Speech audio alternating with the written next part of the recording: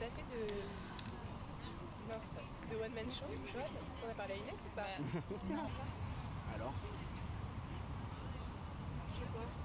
aujourd'hui, avec toutes les questions et tous les débats autour de l'écologie, je pense que c'est plutôt une bonne initiative de retirer éventuellement ces ustensiles parce que c'est du gâchis, puisqu'on les utilise une fois et puis après on les jette.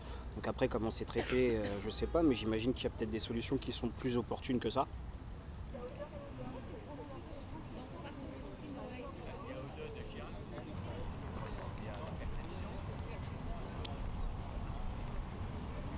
Je pense que c'est quelque chose qu'on aurait dû faire depuis un peu plus longtemps.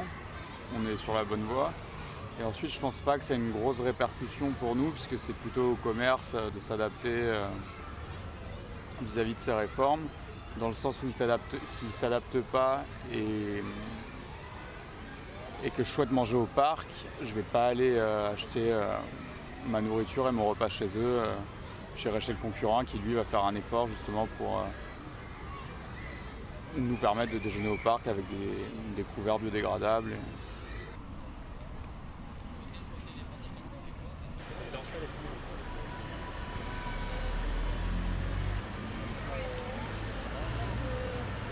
Vas-y.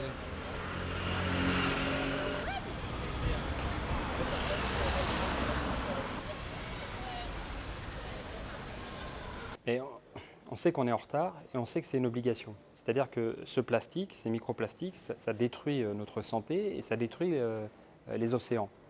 Ça génère des microplastiques. On a entendu parler de continents entiers de microplastiques. Et ça détruit le plancton, ça contribue à l'acidification des océans. Et on sait déjà que le changement climatique est à l'œuvre. Ça se voit de plus en plus avec des événements extrêmes de sécheresse, de tempêtes. Et agir sur le plastique, c'est quelque chose de faisable, à notre portée. Et donc il faut s'y mettre très rapidement.